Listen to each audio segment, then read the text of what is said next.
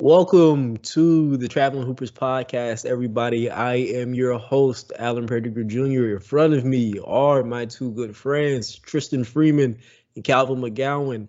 We're doing a college basketball primer today. So we're going to go ahead and let our college basketball experts in front of us go ahead and introduce themselves, starting with Tristan. How's it going? I'm Tristan Freeman.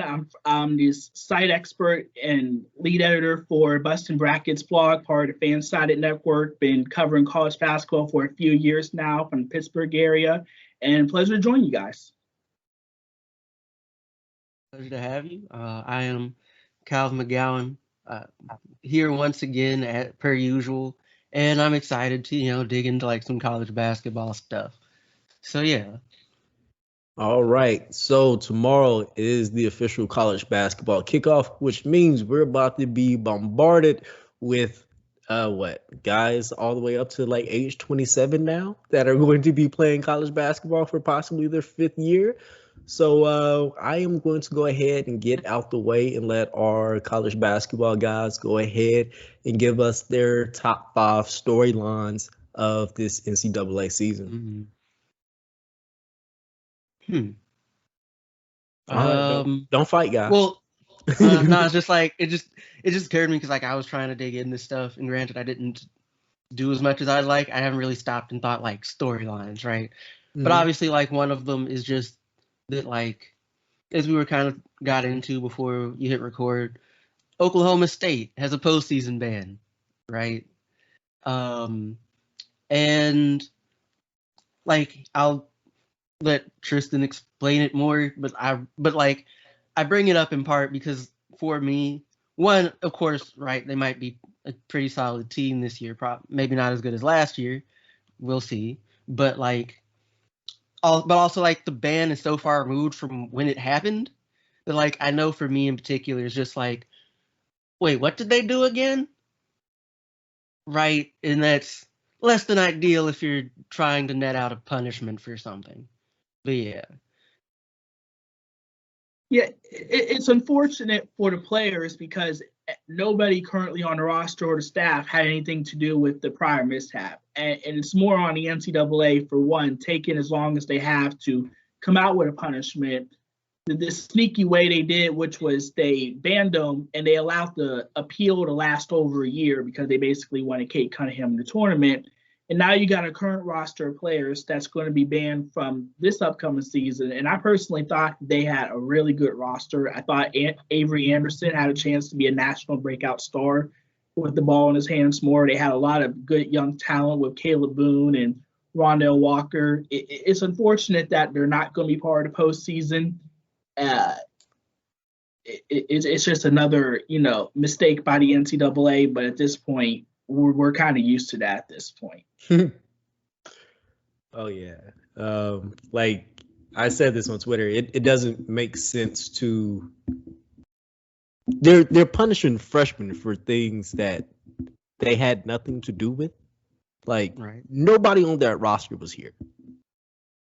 Like there's no I can't even think of anybody who was on the roster in 2016. So this is a really weird one. And I agree with you. Avery Anderson was definitely on the next step for a breakout just because of how special he is with the ball in his hands. And I think just because they're in the Big 12, they're still going to be able to show the nation what they're missing and not having them there, because they could have, like you were saying, deep run in the tournament potential. All right. You guys ready to move on? Yeah. All right. I guess if I may, also granted this isn't a major storyline. I think Mark Few will at least be out for like this first game for Gonzaga, who, come in as the number one team in the country to start the season again, right, with one of the top recruiting classes, bringing in, Chet Holmgren, Hunter Silas, Nolan Hickman, as well as like transfers in Rasir Bolton.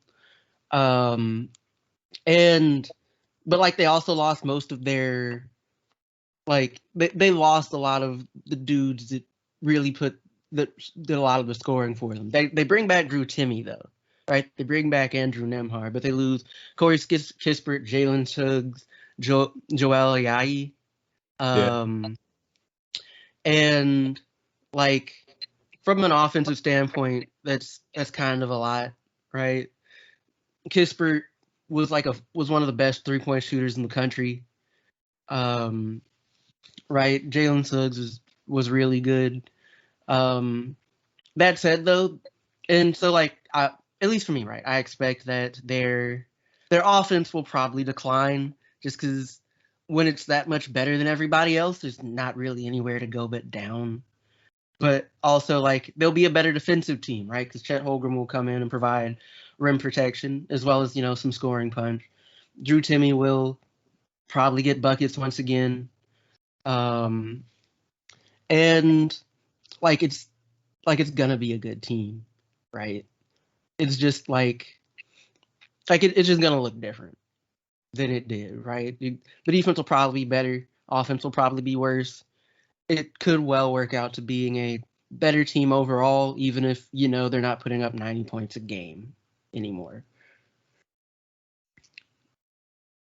Yeah, I think there's no question, despite so much talent coming back with so many quality 5-star players, that Gonzaga, the near unanimous #1 preseason team, was well deserved. I think Andrew Nembhard flies under the radar as one of the best pure point guards in the country. He played along Jalen Suggs, and that's not an easy thing to do when you have two guards that both in some ways need the ball. I think Andrew Nembhard being the clear-cut lead guard in the offense is going to work out well. Rasir Bolton is a fantastic slasher to the basket, and he has a guy in Drew Timme that needs to be covered. Holmgren's going to be lurking out on the perimeter. I think he's going to succeed in this offense.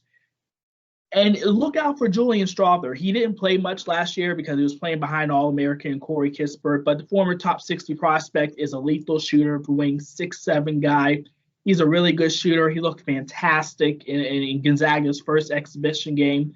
And he started as well. I think it's better for him and for the team shooting for him to start, have Salas and Nolan Hickman come off the bench, which imagine how many teams can actually say they got 2 5-star prospects coming off the bench. Gonzaga's loaded. Right. Don't forget about Anton Watson, a versatile combo forward. Ben Gregg, who's a really good shooter, who reclassified last year and still found a way to get minutes. I think Gonzaga's the clear favorite.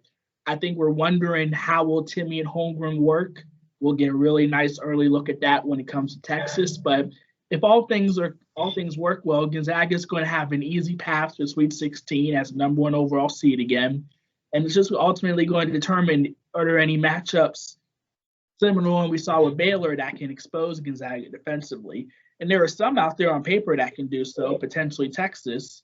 But I think if you put money down on who's most likely to win, Gonzaga's path is currently the easiest. I don't envision them losing more than 3 games headed into March. Yeah. Just to kind of like tag along what you guys are saying, that front court is going to be incredible. Like just what Drew Timme gives you as an offensive player in the post, that footwork, he's going to be on an island a lot of nights because of Chet Holmgren's ability to stretch the floor. Like I was watching some footage from the U19, and the way if Holmgren shooting if he can do that while he's at Gonzaga, there's no chance that Drew Timme doesn't finish like top 5 in National Player of the Year, just because he's probably going to be like close to a 20-10 guy, just because he's going to have so much time on the block by himself. And we saw what that was looking like last year during the tournament, where he just kind of went one-on-one with people. And then you cover up for him with his defensive deficiencies with Chet Holmgren. Like, their guards are always going to be good. Their wings are always going to be good because Mark Few just drills all of that really well. This is easily the best team in the nation. If I'm all right, so Tristan, and I guess this is kind of me just kind of going down some of the stuff that I've gotten to look at. But how do you feel about UCLA this year? It's weird because you can go about it one or two ways. You can look at it as they were one run away from losing to Michigan State and us not thinking about them nowhere near what we currently are, as well as the fact that there were some fluky scenarios in the tournament, like Alabama couldn't hit a free throw, Michigan couldn't hit a shot. Yeah, they had an epic game against Gonzaga where no one missed, but still their defensive woes came up short in that one too. But anytime a team with their talent returns everyone, Johnny Juzang, who I think is the best player on their team, coming back averaging 17 a game. Jaime Jaquez, as versatile as he is. Tiger Campbell, I think, is very underrated as a point guard, especially a defensive point guard at that. And then you add Miles Johnson as a defensive anchor from Rutgers, and then five-star wing Peyton Watson. I have no idea how he's going to get minutes, assuming that Juzang and Jaquez, do what they do. But Mick Cronin will find a way. I think they warrant top 5 consideration, but they are going to have to clean up some things defensively, and there's going to be a huge target on the back because they pretty much were just average 90% of the season. But if they haven't gotten better or if what happened to March is fluky, we'll know early on because they're going to have to deal with Villanova and Gonzaga in them. So I'm very interested to see what UCLA looks like in the non-conference. Okay. And I ask because I looked at them and as I was looking, one, like you said, right, the tournament run seemed kind of fluky. And it's I look at it and it's kind of they were kind of a middling team, like you said, most of the year. And most rankings have them as number 2, right, in the country, considered the second best team in the country. And I was, kind of looking at numbers and whatnot, and it's kind of this doesn't even I'm not sure this is 25, a top 25 team, just off of what I saw.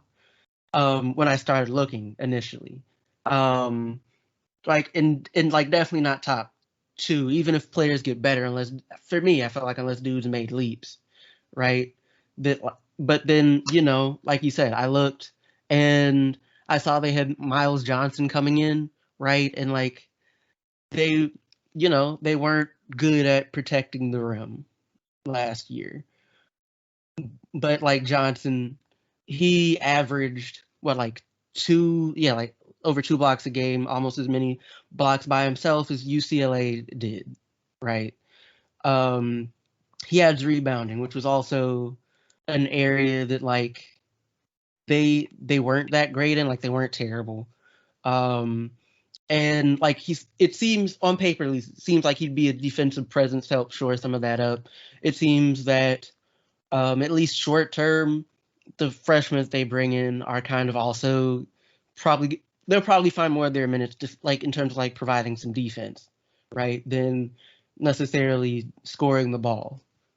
And I look and it's I saw that and I'm okay, maybe this makes more sense now. I'm still not sold on top 2, just because that seems really high for a team that was still wasn't where. Correct me if were they ranked at the end of the season? Even after that run? I get in the final poll, yeah, because everyone jumped, but that was basically spur of the moment. But right. I will say that there's a debate for not only the UCLA but the Pac-12 overall, because the Pac-12 had a fantastic run when you consider Oregon, USC, and Oregon State. And we have to remember that before the season, the Pac-12 eliminated their non-conference due to COVID concerns. And I think there was a fear that all of college basketball was going to do the same. But when no one else did that, the Pac-12 had to scurry and create their own non-conference out of nowhere, and it led to poor scheduling. So by the time conference play came, all the Pac-12 looked average at best. And once we all viewed them as average and they were just beating up on each other, we just assume all of them are nothing but average. But when all of those teams that entered the tournament looked as impressive as they did, UCLA was dominant at times. USC destroyed Kansas, and they only ran up against Gonzaga. Who knows what they could have done? I think there's a case that maybe we were undervaluing the Bruins and the rest of the Pac-12 as well, which would then help warrant why they're a top 5 preseason team. It was interesting to see what the Pac-12 was overall, and based on your own opinion, there either was overrated or underrated at some point all last year. That makes sense. Okay. Let's move on to storyline number 3. What are we looking at, guys? Interesting. Yeah. So I think I'm very interested in what a lot of these new head coaches are working with.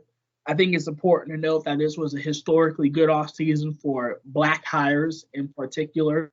There are different levels when it came to which jobs they were. Like you have guys like Micah Shrewsbury at Penn State and Oral Green at Boston College and Ben Johnson, Minnesota, who are taking over clearly rebuilding jobs.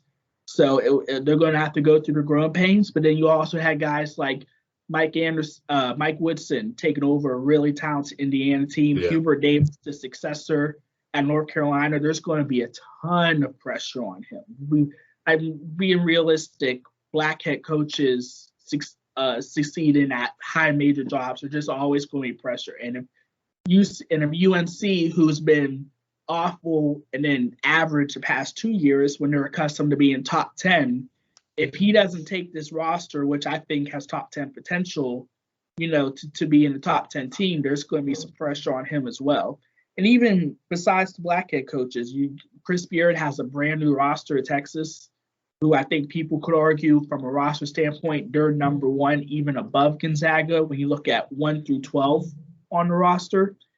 It's going to be really interesting to see a lot of these head coaches because there are so many hires, especially after the previous year when programs were a little hesitant to fire and hire people when it came to financial resources. All the moves were made last year, and it'll be interesting to see who stands out as the elite head coaches and who maybe end up being misses. Yeah, that's definitely a thing. I know what Herbert Davis is taking over at North Carolina, and what I didn't get to look at him, but I know he's taking over a fairly talented roster, but it'll be interesting to see how it goes, because they're not the only talented roster in the ACC, which is kind of like saying water is wet, but it's still just Duke should be really good this year. Florida State should be good. And just some other there's some other programs that are worth paying attention to. But you mentioned Texas and their roster, and I just looked at that, and it's just that's kind of wild. And we were talking about it, right? Just the level of talent that he got to transfer in. Right, I think they only have one freshman coming through this year, and basically everybody else is transfers. And this is a team that's losing most of its production from last year. Right, a lot of 3 players are in the league, a couple others I think he graduated or transferred out, but you're bringing in dudes that were all conference guys in major conferences, right? And it's theoretically, right? Because some of them, you look at some of their numbers, weren't super efficient last year, right? But they were also on mediocre teams, right? Iowa State. He got a kid from Vanderbilt, Dylan Dessou. And it's just you would think that you get all these players together, as well as some of the dudes you have returning. Andrew Jones, Courtney Ramey, and dudes numbers will drop off, but you would think that efficiency would improve and probably just general you said, it should be a good team. The talent's definitely there. Chris Beard is a very good coach. And I guess it's just a kind of matter of him getting everybody to mesh and not forcing things, because you are bringing together a bunch of guys that were one of the best players on their last team, and like everybody can't have the ball at the same time. But that may or may not be an issue. It won't be an issue as long as they win. I think the problem that is going to have for not just them but everyone, when you go through that eventual 2 to 3 game losing streak in conference play, and a couple of the guys aren't getting as many minutes, because realistically, like 2 of these guys are going to go from playing 30 minutes a game to 10 or 12, because someone's going to stand out, someone's going to be a star. How is that going to work? Chemistry in January is going to be a major storyline, not just for Texas, but for everyone else. Mm-hmm. Also, and I think you have a better feel of this than I do. How many transfers are roughly? Because wasn't this like an all-time year in terms of like just raw number of like kids transferring? Yeah, it's 1,700, which is like several hundred more. A good number that have to do with guys getting the 5th year and opting to just go somewhere else. I think you also can factor in COVID and that a lot of players just wanted new starts.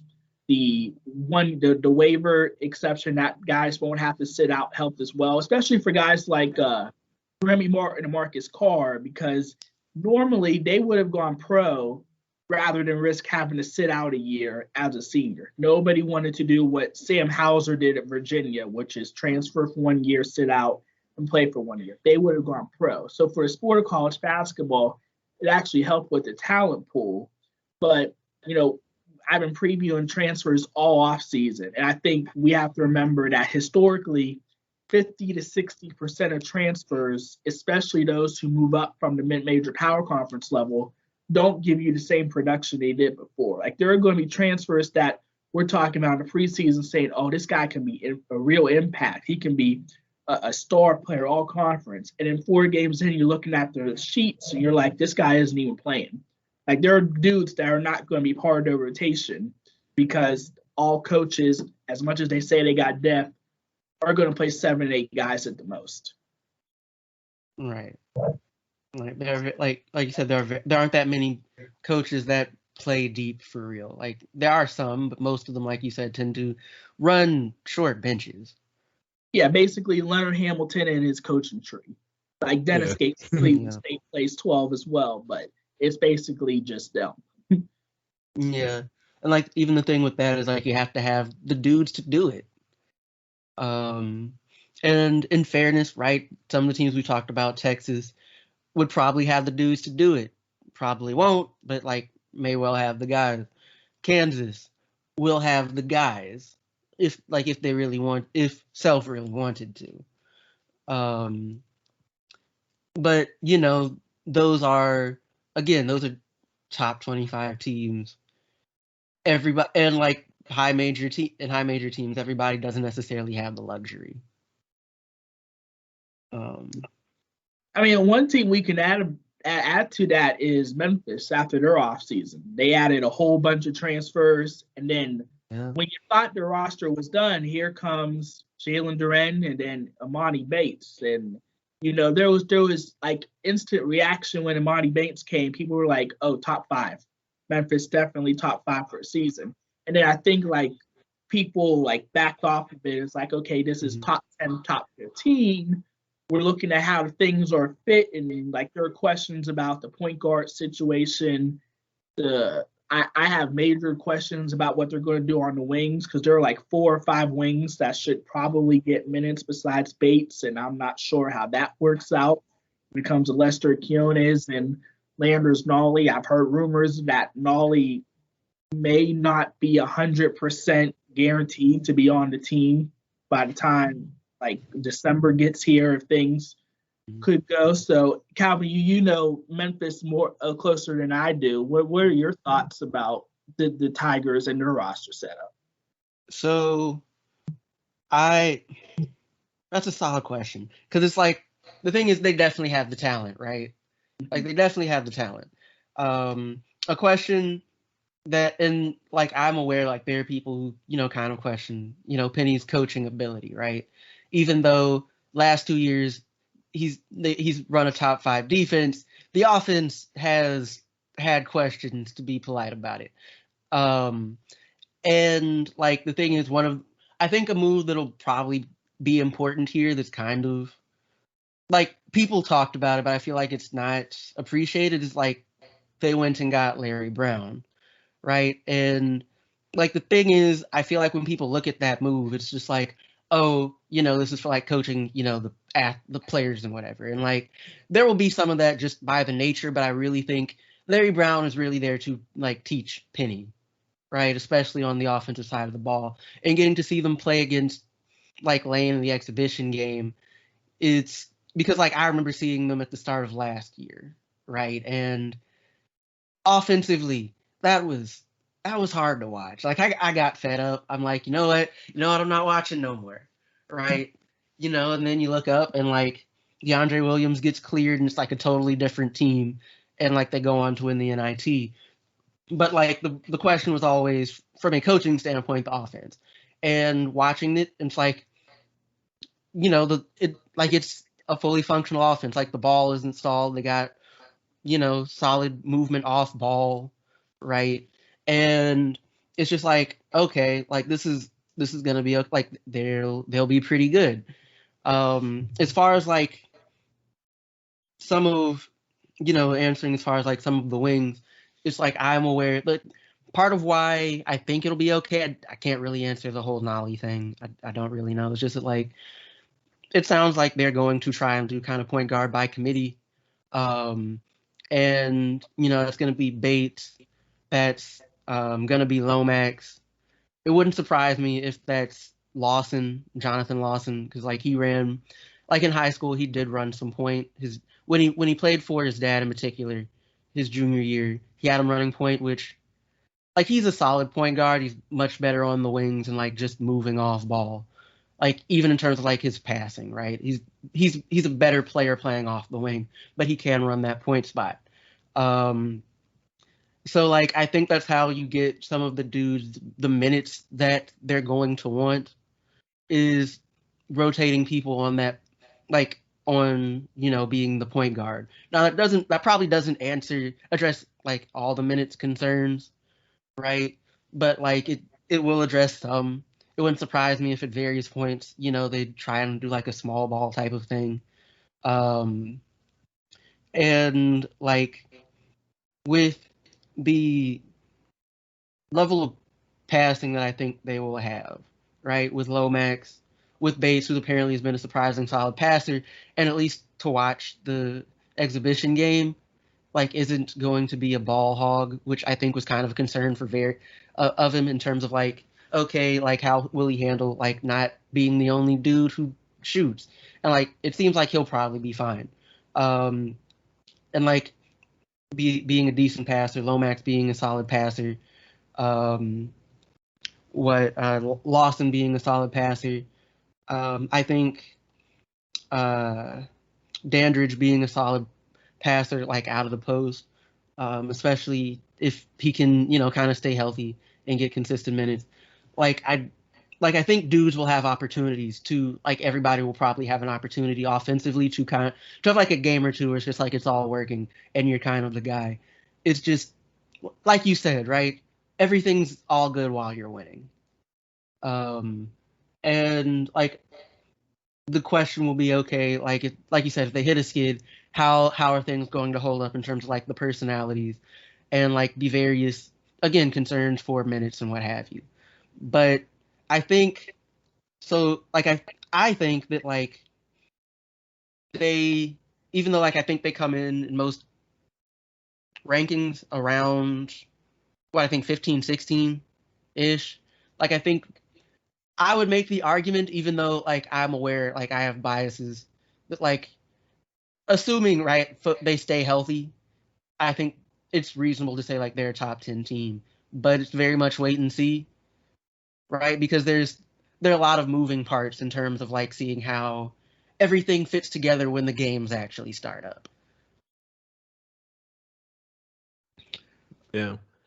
I got a question for you guys. It's like basically an outsider looking in. When we talk about depth, like we haven't even mentioned guys like Josh Minot, who's already picking up like some NBA draft interest, and just talking about like the small ball and the different type of things that you can do with this roster.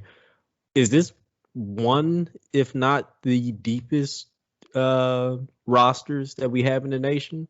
Like, just looking at their transfers, we got Chandler Lawson coming in, Tyler Harris, who's a pretty decent point guard at Iowa State, Earl Timberlake. Like, there's a lot of name recognition on this team. Like, I think it'll definitely be one of the deeper ones, right? It's not. I will make the argument, at least in terms of like what we know of players right now. You can make the argument like they're probably not going to. You wouldn't necessarily consider them as deep as like Texas or Kansas. But like you said, there are a lot of very good players who will be battling for minutes that we didn't even bring up. So I think it will be the deepest, one of the deepest teams. It seems like, especially during the exhibitions, Hardaway was looking for his best combinations of players and not just the best players, strictly speaking. And we'll see how they choose to try and, make use of the depth. My thing would be very much just, it'd be like as a situation arises, right? If you have the depth and you have the, diversity of types of players, it's very much like trying to, when you play a kid, playing him in the position where he will be most successful in terms of whatever the situation is on the court. But that's very much kind of a coaching call. But like we said, the talent is there. It's just, how the games play out, basically. Yeah, it's hard for me to say a team got great depth if we don't know who their point guard is. That's a really big flaw for basketball. That's fair. Point guard by committee will work in the AAC, which is basically Houston, Wichita State, and a bunch of inferior rosters. But in the NCAA tournament, where things slow down and when it's one and done, you need to be clear about what you're doing because you're one drought away from losing, as we saw from all the top teams. If Earl Timberlake can be that point guard for them, then I think it's great. There's nothing wrong with having Bates be capable of running the ops, especially when you're such an athletic team that you can run the fast break. It's perfectly fine. But this is a team that I'm concerned about that can go on offensive droughts if they don't know exactly what they're doing. And it's still a fairly young team. It's a bunch of guys who, even Timberlake, he played 7 games on Miami. He's basically a freshman in his own right. If Duren's a guy that you can just throw the ball down to and he can dominate, that solves a lot of problems for them in the backcourt. I do wonder if they can shoot. I wonder how good they'll be in the half-court scenario. But depth-wise, they have way too many small forward wings for me to consider. It's hard seeing where Joshua Minot is going to play. Because you can argue last season, the best lineups for Memphis was when DeAndre Williams was at the 5. That was some of their best work when Musa Cisse was on the bench. But if he's going to be playing the 4 now with Duren at the 5, and you have some version of Quinones, Nolly, Timberlake, Bates on the court, it's going to be very interesting. And I think the game against Virginia Tech with head coach Mike White, who's really good at scouting defenses, and with a guy in Keve Aluma who's going to give them all their hands work, that's going to be a very telling game. Because if Virginia Tech just outmaneuvers them, then they're going to be one of those teams where I'm not picking to go deep in March, regardless of seeds. Nice. Mm-hmm. All right, guys, let's keep it moving. What's number 4 for you? I know. Well, just to touch on Kansas for a second, because you're a Kansas fan. But because we mentioned depth, right? And you look at Kansas's roster, and it's just it's kind of wild, right? They lost a number of players, but they bring back basically everybody that mattered, right? And in addition to that, they bring in a really good recruiting class that had both Zach Clements and KJ Adams, two like talented fours, and like they brought in a lot of good transfers, right? They brought in Remy Martin, Coleman Lands. They brought in Cam Martin, who was a D2 All-American, who was really efficient last year. And like you would hope, even like as we talk about dudes move up and like kind of drop off in production, like I assume if you're Kansas, you're at least hoping that like his efficiency holds up, especially when he's not the guy night in and night out, right? And of course, again, you bring in, you return basically everybody from one of the best teams in the country last year. And like it's hard to look at that as well as like bringing in a bunch of talent and be like, oh, this is like there's going to be major issues here, right? Self is good at like fielding good teams and winning basketball games. But you know, it's with everything else, you kind of have to wait and see. Like I think they have an opportunity to have one of the best offensives in the country. But yeah. Yeah, Kansas has the best starting lineup in the country, or the most aesthetically pleasing. Like they have a elite point guard, Remy Martin. Ochai Agbaji is one of the best players in the country, at least one of the best two-way players. You got the sharpshooter Christian Braun, and then you got the front court duo Jalen Wilson and David McCormick. Like they have everything. I mean, even Joseph Yesufu as the backup guard, who would have been a perfectly fine starting option for them before Remy Martin came. And then you have a 27-year-old and Jalen Coleman Lands, who I'm struggling to see how he's going to even get minutes on this roster.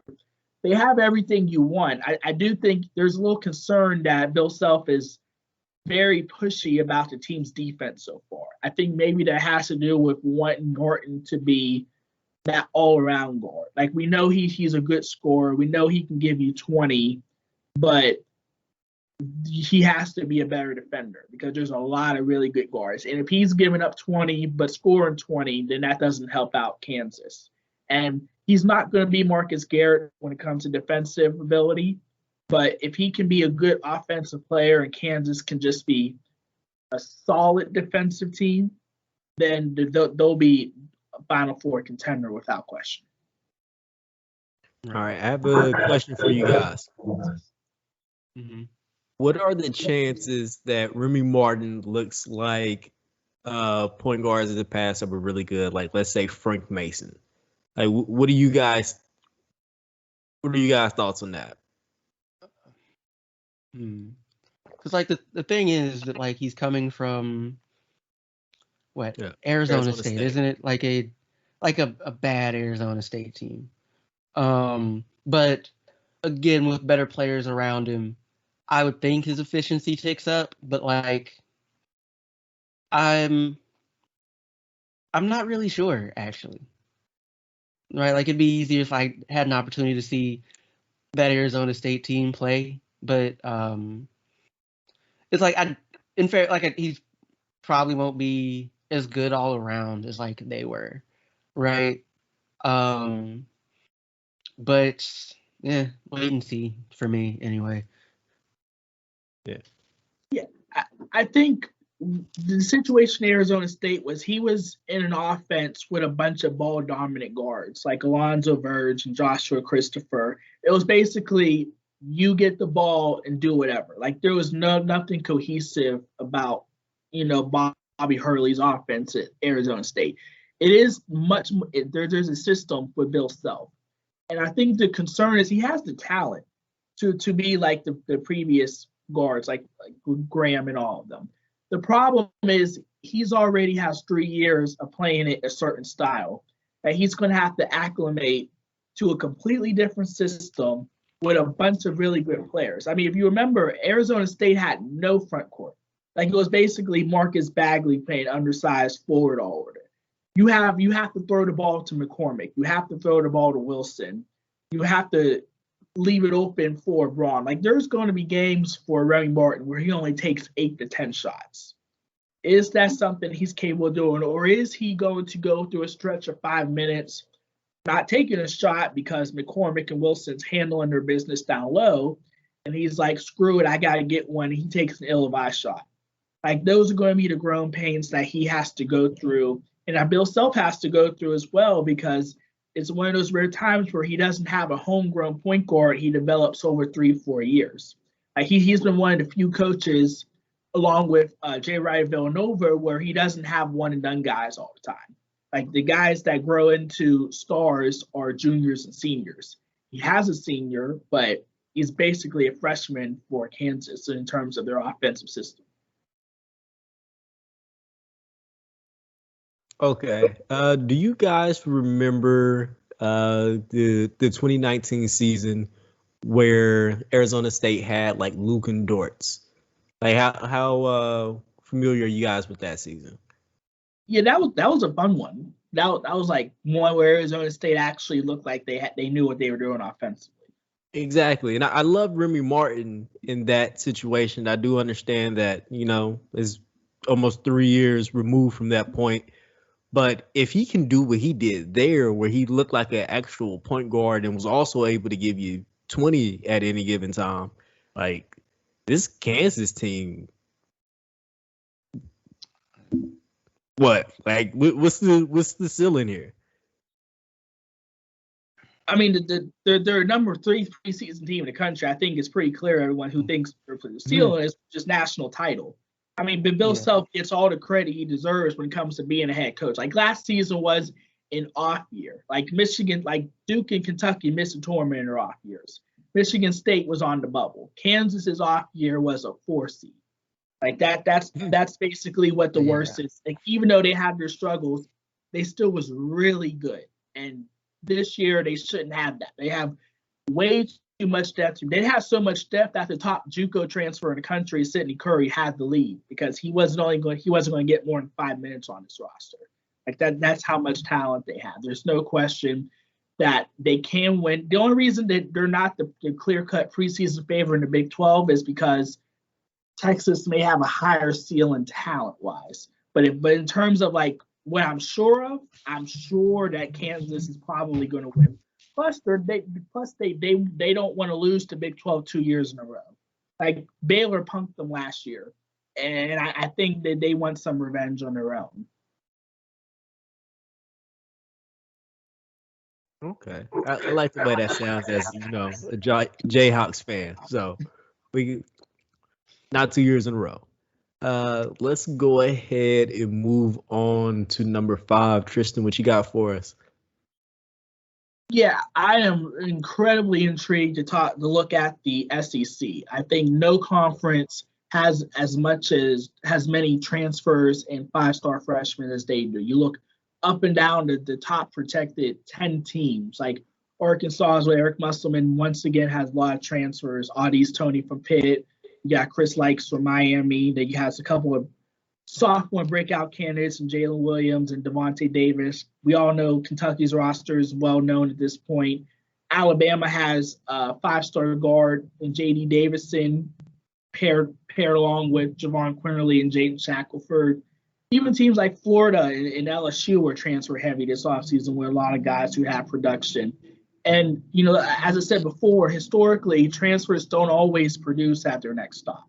And there's a real good chance that some of these guys that we're thinking could be double-digit scorers struggle early on. And there's some of these 5-star freshmen, even look at Tennessee, besides Kennedy Chandler, they also have a 5-star big man in Brandon Huntley Hatfield. Tennessee's big weakness last year was front court issues. If he doesn't come in and be an impact player right away, they could have similar struggles. Even Auburn, you have Walker Kessler, the UNC transfer, who at times looked incredible, but did Roy Williams really miss that badly on him and not playing him much, or does he still have some growing pains left with Jabari Walker and those mid-major point guard transfers? Like, is Wendell Green an SEC caliber point guard? Like, I have my questions about that. So the SEC is going to be real fascinating because some of these guys could be stars, they could be hitting gems, or they could be bust, and that would have a severe impact on their tournament implications. Mm-hmm. One thing I will say, granted, I haven't had much opportunity to dig into SEC specifically, other than understanding they of course have a lot of good coaches as well as like a lot of solid talent. I think like JD Davidson he'll do a lot of good for Alabama. I think so. My hesitation with him is like I am not sure he's a point guard, right? Like he can, and in fairness, I say this because when I've had the opportunity to watch him, I haven't seen the pass. I haven't really seen the passing ability. Like I've seen the scouting reports, like, oh, he's a good passer, but then while I watch his game, I'm like, I don't really see it. Like I see the vision. I haven't seen much in terms of like the actual like the actual execution of it. Now it may come out that like they start playing games and he's absolutely fine as a passer, but like he is. But like having said that, like he's a really really good scorer, right? Like he can carry. Like I think he'll be able to carry the team. I hope that's not the situation he finds himself in, where it turns out, oh, the rest of the team isn't as good as like people had hoped or something, and like they find themselves, mid-table, and he's having to put up, 20, 25 a night for them to compete. In fairness, I don't, because Nate Oates has been a pretty solid coach since he's been there. Like I don't really think that's a situation they'll find themselves in. But like he will be very good for them. Of course, Kennedy Chandler will be like I think Tennessee will win games they wouldn't have won if they didn't have him. Just kind of straight up, right? Because when I've seen him, he makes his teammates better, like in a tangible way, right? It's not like going from trash to like, oh, they're amazing now, but it's just like the difference between like the team being like good and great. And I think he tends to be more athletic than people have tended to give him credit for. He is an amazing passer. And like I think his presence, again, assuming like he stays healthy and whatever, gives the rest of the team the opportunity to be great. And I think they have an opportunity to be, a top 10, maybe top 5 team, in part because he's there elevating everybody else's play. And because of that elevation, I'm not that concerned about how the rest of his team will play on an individual level. And again, you mentioned they bring back a lot of their talent from last year, which was also a very good team. And so, like, I think Tennessee will be really good, but I don't know. I have some biases that I'm aware of. Like, I prefer a passing guard like Chandler to a scoring guard like Davidson, for example. But yeah. All right. I completely agree with everything you guys are saying, from the like talent and depth of the entire SEC, and then the incoming freshmen.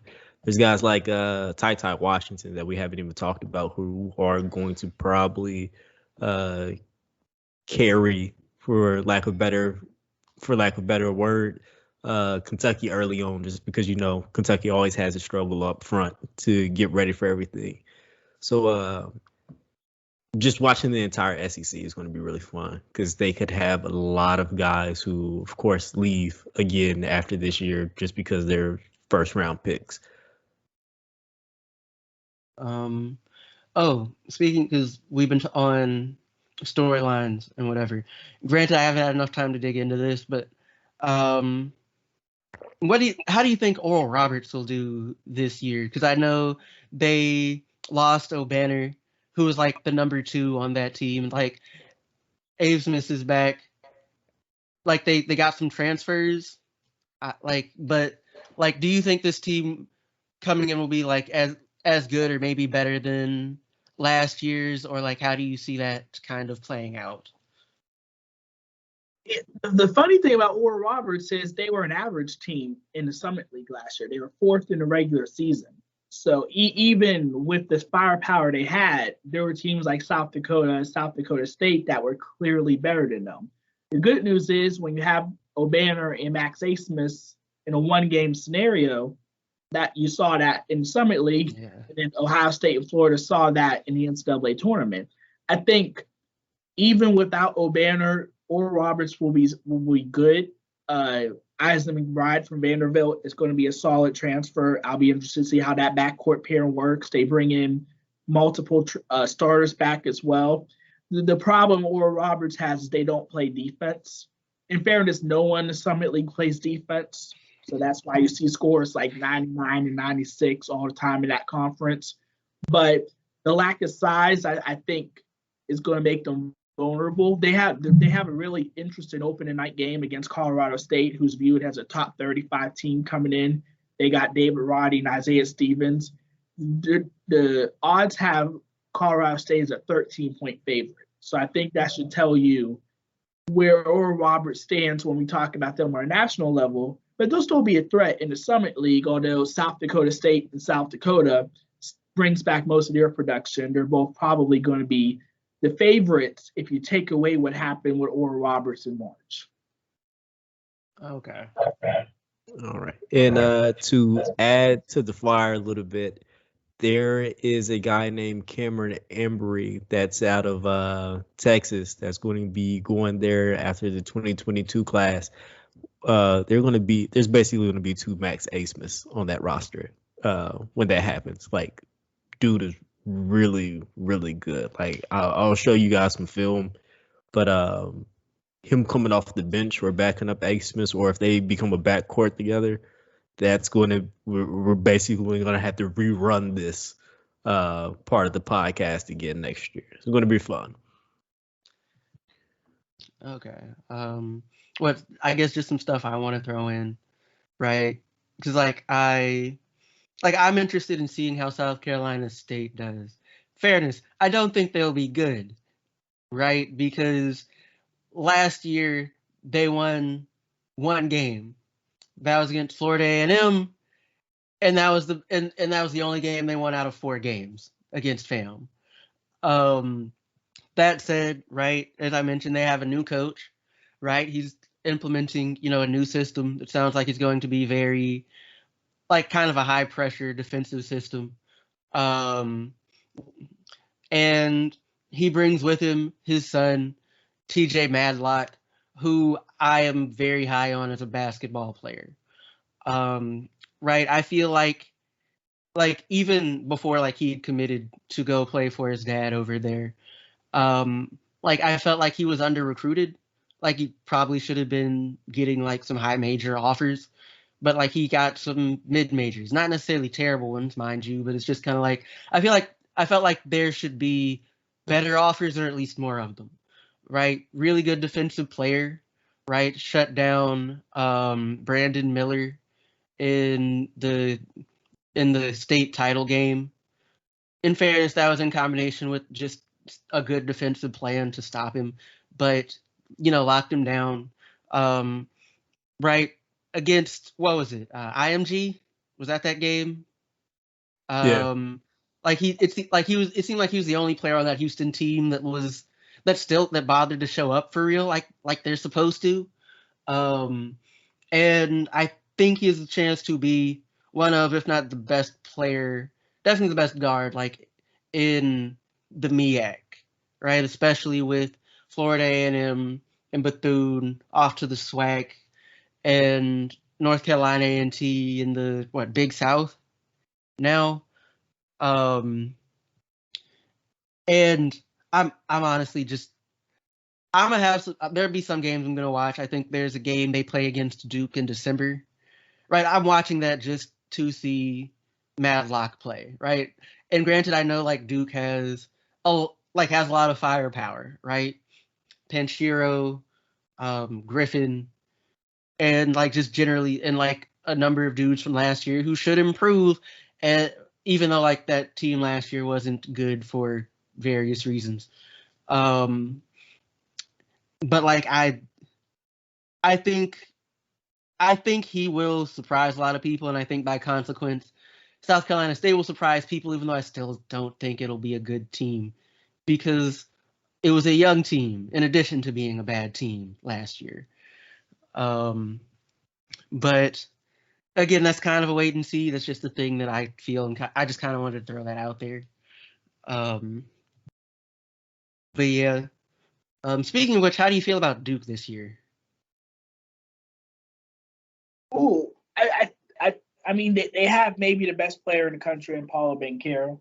I think Mark Williams is a breakout candidate. My only concern with Duke is that is Jeremy Roach going to be a true point guard they need. He couldn't win a job over Jordan Goldwire last year, which that's a major concern on my part. And I was interested they didn't add a true point guard, so I guess they must be high on Roach. I think the one other concern is they don't have a ton of depth. They only have like 10 scholarship players to begin with, and they had a little scare with AJ Griffin in the offseason with a knee injury, and he has a history of knee issues. So hopefully, knock on wood, he can stay healthy throughout the year. But as long as Duke remains healthy, they're going to be a title contender. And plus, you don't want to bet on Duke having back-to-back off years. Yeah. Just to throw my little 2 cents in about Duke, I think a guy like Trevor Keels is going to be really big for this team. Like, he's versatile. He's going to be able to. He's like a pretty instant offense dude already. I think he'll have chances. He'll have a chance to score probably by like 12 points a game as a freshman, doing a lot of his damage in the mid range. But because of how big he is, I think where he's really going to help them is on the defensive end. Like, he can match up with several different positions, probably guard 1 through 3 pretty easily at the college level. Big body, like, he looks like a 3-and-D guy already. And as far as point guard goes, they signed somebody late in Jalen Blakes. And I didn't really get to watch a lot of him because he's a little bit of a late riser. Like, he had a really big push in the rankings, like towards the end of the year, just outside of the top 100, but a 4-star guy. Have you guys seen or heard anything about him this offseason so far? I'm not gonna pretend I haven't. No, not too much, but I wouldn't be surprised if there's going to be a lot of breakout candidates, especially considering that there hasn't been a lot of in-person scouting just ramped up. So I wouldn't be surprised if anybody in the 2021-20 class breaks out, whether it's freshman or sophomore this year. Guys, if that is it for storylines, let's get into some rapid fire play with some freshmen that you're looking forward to. So we can just do this round robin. We say a name, give about 30 seconds to a minute to explain why you're high on that guy, and we can keep it pushing.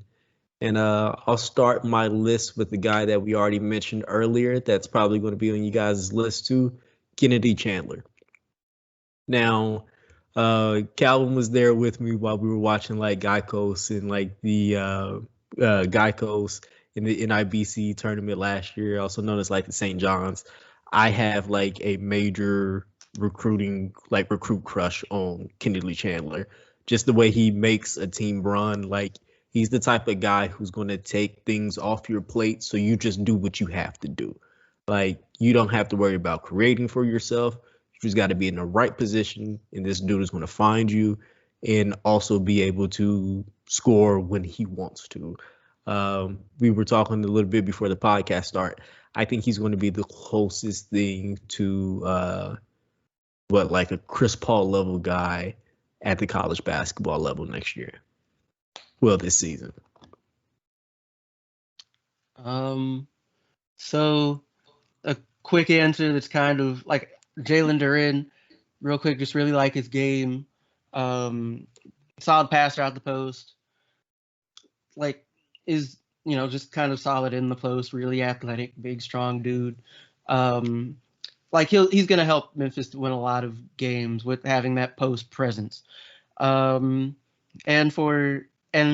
I'll go ahead and say Davidson, even though like I don't love his game, he's an electric player, right? He's going to be highly entertaining for people to watch. He's the kind of player that puts butts in seats, right? And there will be points where he definitely keeps them in the game, like keeps Bama in the game. Yeah, I'm really interested in Max Christie, a 5-star shooting guard for Michigan State. Part of the reason is there's a lot of pressure. They're talking about him being the leading scorer for the Spartans, and I'm not sure if that's going to be a good or bad thing because, like most freshmen, you're going to have ups and downs, and the Big Ten can be brutal, even though it's more so for bigs this year than guards. I think Christie should be solid. He's not going to replace what Aaron Henry did, skill-wise, but if he can be that guy that can give them 15, 16 points per game, that'll be a big boost for a roster that I think has a lot of decent parts, but not a lot of great parts. And the Big Ten's full of great parts. So Michigan State's going to want to rise up to the top 4 or 5 of the conference. They're going to need someone like Christie to be an excellent freshman player for them. Okay.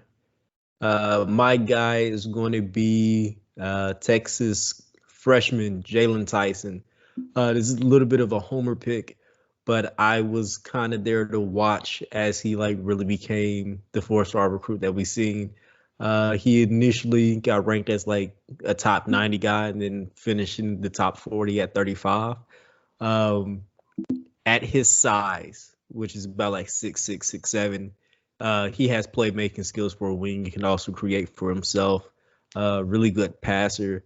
I hate to say this because he's not doing all that well right now, but there's a tad bit of Jason Tatum to his game, where he can just kind of create for himself and look really good doing it. And then I keep seeing a lot of him being featured on Texas's social media. So that also almost gives me a hint that he's going to have a role and presence on his team. But even if it is in limited minutes, because this team is so deep all over, I think he's going to show us enough where we're going to be really excited for a sophomore year out of him. Okay. If I throw another guy out there, granted, I wish I could have seen more of him, but Frankie Collins, right? Mm-hmm. I got to see a game early last year, and he seems like the kind of player that, one, he'll probably be a multi-year player over in Michigan, but he seems like the kind of dude who will just if you need something done, he'll just kind of be fine, I'll do it myself, right? And is going to just kind of be a general nuisance on both ends of the ball for opposing teams. And he's just going to help them win games, right? If not this year, definitely down the stretch. Yeah. Shout out to you for that Thanos quote. I saw that. If we're going to stick with point guards, I'm going to go to Creighton and Ryan Nembhard, brother of Andrew Nembhard. There's a seemingly a decent amount of hype for a team that is going to be incredibly young. They have the historically great recruiting class. The 4 guys, all highest ranked in program history, but the highest is Arthur Kaluma in 45. And you know how when it comes to rankings, the success rate of guys ranked between 50 and 100, it truly can be 50-50. But there seems to be a lot of belief that Nembhard is going to be a safe bet at point guard, and he's going to have a lot of talent to work with, a lot of young talent. But if he can look like his brother when it comes to being a true maestro of the offense, he's going to end up looking similar to Marcus Zagorowski, not necessarily skill set wise, but when it comes to playmaking and a winning culture that Creighton and Greg McDermott's been trying to build. It has to redo over with this young group, but even without Ty Washington, Nembhard may be better off because he's not going to be a one and done, and instead could be a 3 or 4 year guy that you can build off. Tristan, you actually stole my guy because Ryan Nembhard is another one of those point guards who I could just kind of fell in love with after watching Guy Coast in the NIBC last year. Really good playmaker, super quick, gets it done on both ends of the floor. And that whole Creighton program is something I'm going to be watching. I know they got the stupid postseason ban, but that group there, if they can stay together through their entire situation, is going to be really fun to watch. It's just a lot of good pieces. And I believe somebody like Ryan Nembhard can make what they do all work really well together.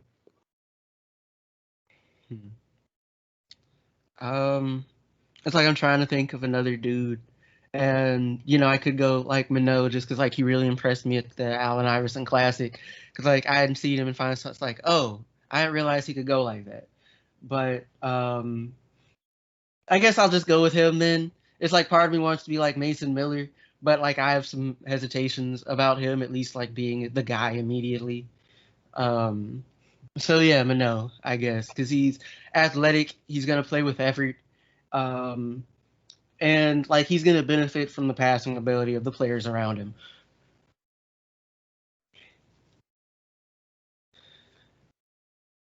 Yeah. My next guy, you talk about Frankie Collins, but I think the key to Michigan being a title contender is going to be Caleb Houstan. Yes. He's different from Isaiah Livers and Franz Wagner, but he's basically in that same mold of a versatile combo forward that can play the 3 or 4, can shoot, can drive to the basket, really good defender, great size, and someone that Hunter Dickinson can play off of.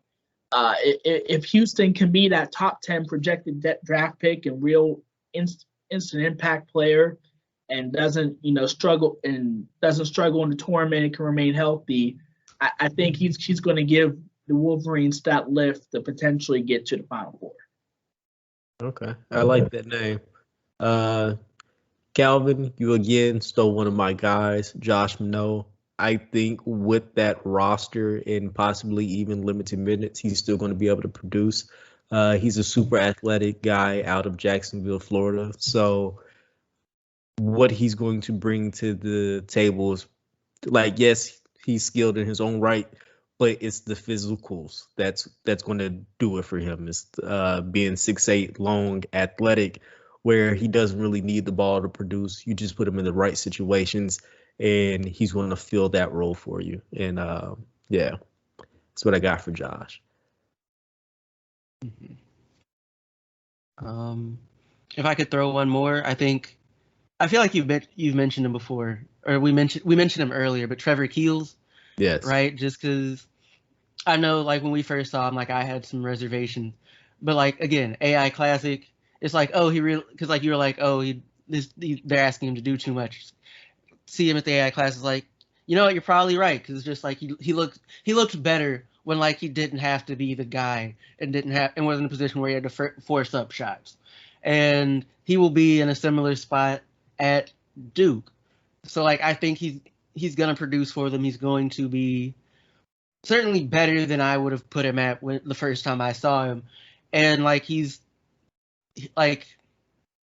be fun to watch, but like it'll mainly be, I think, as a shooter. But like he'll also produce in some other ways. Yeah, Florida State, very interesting for me. I think you could look at John Butler, who is at this point is a 7'1" small forward. I haven't seen much of him, but apparently everyone's really high on him, what he can do. But the point guard, Jalen Wardley, because I'm not sold that Caleb Mills, the Houston transfer, can be a true point guard for them. I have my concerns about that, and that it may be a scenario where you have to put Wardley onto him, Wardley at point, and he can be a real impact player. He's probably the only true point guard on the roster they have. And even though they got away with, MJ Walker, who really was more of a shooting guard masquerading as a lead ball handler for them, and Scotty Barnes, who was a do-it-all guy, I do believe that Wardley could be an impact player, if not this year, definitely the year after for the Seminoles. Okay. All right. My next guy is going to be Harrison Ingram. Really good combo forward out of Dallas, Texas. Incredibly strong, smart, heady. He's going to be everything that I feel like Stanford needs next year. Just an incredible dude, and we're going to see playmaking, scoring, rebounding, everything you really need from a freshman. It's like I don't think I have just a dude anymore. I don't know, Ty Washington, like he'll be able to shoot the cover off the ball and pass really well. To talk about, I guess, Florida State, granted I haven't looked at their stuff, but I really just trust their coach. I like how he plays. Like we mentioned, he runs a deep bench, and like Florida State's always a threat, especially when Hamilton has that talent to kind of mix and match. But like, yeah, that's kind of what we'll see. Let's see. Oh, what are some games that like you think are just kind of some must-watch pencil ins? I mean, any of the Gonzaga prime matchups, Duke, Villanova, Duke, UCLA, Alabama, Texas, they're definitely going to be the ones.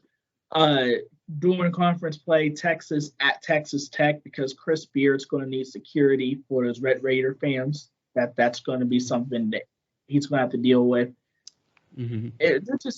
There's just going to be a lot of really good non-conference match, particularly with mid-majors. I think look out for teams like St. Bonaventure, Nevada, BYU, go all around. There's a lot of Belmont, really good mid-major programs that are top 50 caliber that's going to go on the road against some of these power conference teams. I mean, even opening night, don't be surprised if Louisiana Tech, led by Kenneth Lofton, who's 6'7", 270-pound big man, if they put a scare in there into Alabama. Because Alabama's front court, tiny bit shaky. Like, I like Noah Gurley, the Furman transfer. Charles Bediako is a 5-star project. But Louisiana Tech got enough scoring and they could really put a scare. Same thing with Morehead State and Auburn, because without Allen Flanigan, I got some questions about the Tigers' backcourt. But there's going to be a lot of really good close calls throughout the mid-major world, thanks to so many transfers and quality seniors coming back for their fifth years. Okay.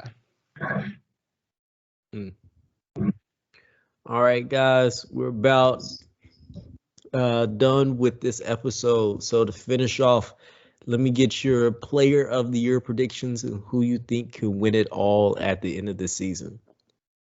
Okay. My player of the year prediction is, going to be predictable. It's probably going to be Drew Timme, right? He was the best offensive player on the best offensive team in the country last year. Like, that team is coming in once again as the preseason number one. We'll probably also once again have a very high-powered offense, even if it's not quite at the level of the ridiculousness that was their offense last season. And yeah, it'll kind of just be like best player on the best team, and definitely like the best senior, right? And so, well, it's kind of predictable. Like that's kind of who I think will probably end with it at like season's end. And who will win it all? Shoot. Let's say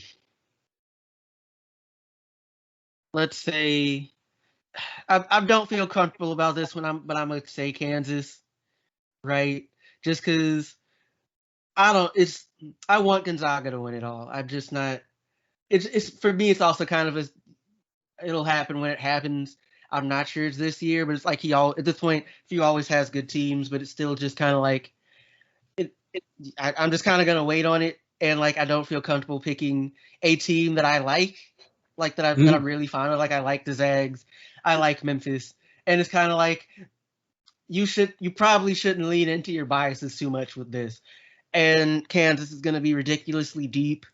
They bring back a lot of players from last year, as a lot of other teams do, and like I'm not sure what Texas will look like when the games really start, even though I think they'll be good.